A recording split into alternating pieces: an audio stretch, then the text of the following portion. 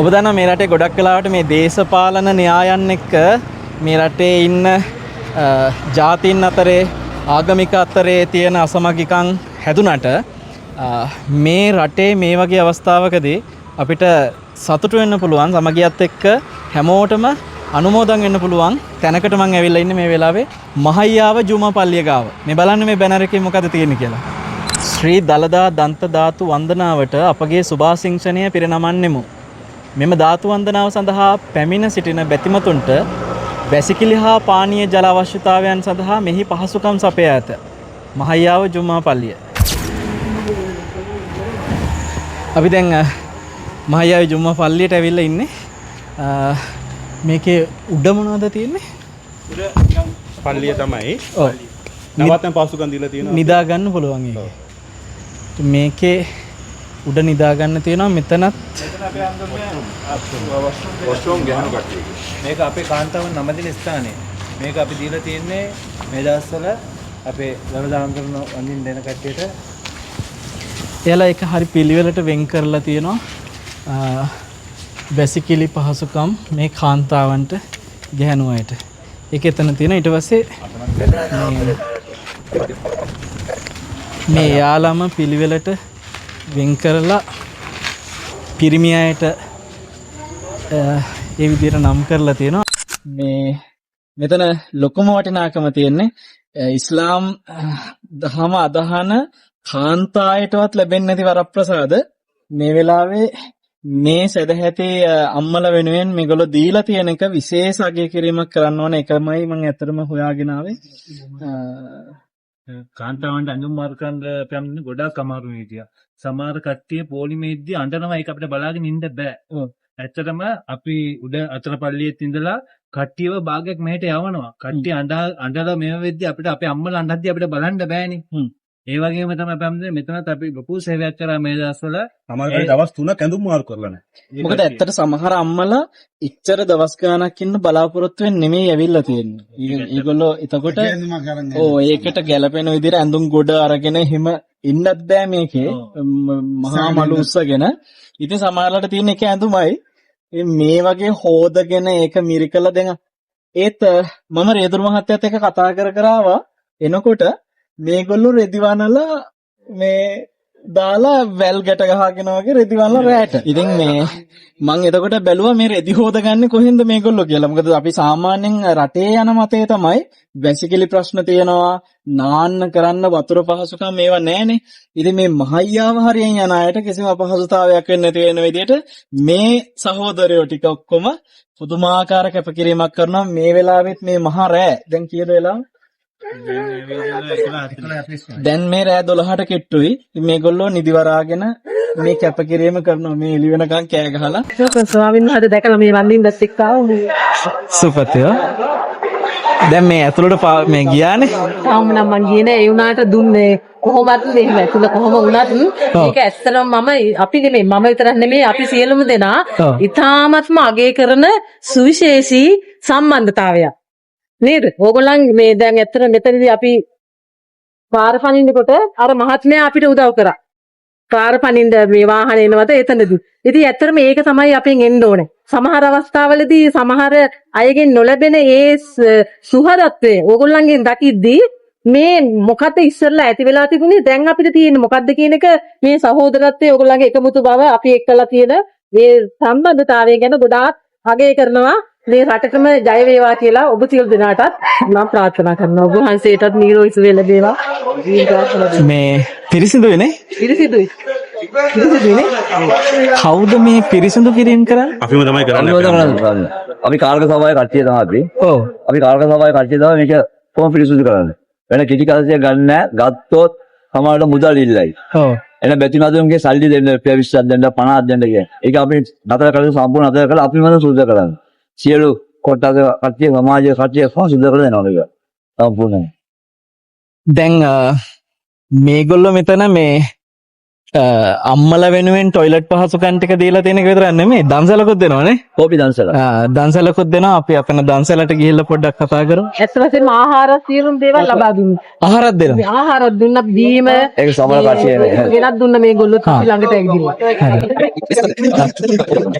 දැන් මේ ඔයගොල්ලෝ ඔක්කොම ඉස්ලාම් බැතිමතුන්නේ. මේ සියලුම ඉස්ලාම් බැතිමතුන් එකතු වෙලා ඒගොල්ලන්ගේ පල්ලිය මේ වඳින්න ආපු අම්මලට টয়ලට් පහසුකම් වලට දීලා මෙතන අපෝරු කෝපි දන්සලක් කරනවා. අදන කෝපි හදනවානේ. අපි එනවා. විශාල කල්දේරමක කෝපි හදන මේ කෝපි දන්සල කොයි වෙලාවටද පටන් ගන්න කොයි වෙලාවටද ඉවර වෙන්නේ? අපි කතා මාටද අපි පටන් ගන්නවා. කතා මාටද පටන් අරගෙන හවස. හවස. සාමාන්‍ය මේක අදලා ප්‍රතිපදන්න යනවා 4000 5000 විතර දෙනවා අපි ප්‍රතිපදන්න. අපි සාමාන්‍යයෙන් දවසකට කෝප්ප 2000කින් ආරම්භ කරා. හරි. ඊයේ වෙද්දී කෝප්ප 4500ක් විතර අපි දුන්නා. ඔව්. අදත් ඒ වගේම 4500ක අපි රෙඩි කරලා දීගෙන ඉන්න ගමන්. මේගොල්ලෝ දන්සලොත් දීලා টয়ලට් පහසුකම් දීලා ඔක්කොම කරන ගම තව අපුරු දෙයක් කරලා තියෙනවා. හරි කිව්වා අපි අරන් ගිහලා ඉස්පිරිතාලෙ ඇඩ්මිට් කරලා කාට හරි අමාරු වුණාම අසනීප වුණාම ඒ ලෙඩ තියෙන අයව මේගොල්ලන්ගේ ට්‍රීවිල් වල මේගොල්ලෝ එහෙම කාර් වල මෙයාලා මැදිහත් වෙලා හොස්පිටල් වලට අරගෙන ගියපු අවස්ථාවක් තියෙනවා.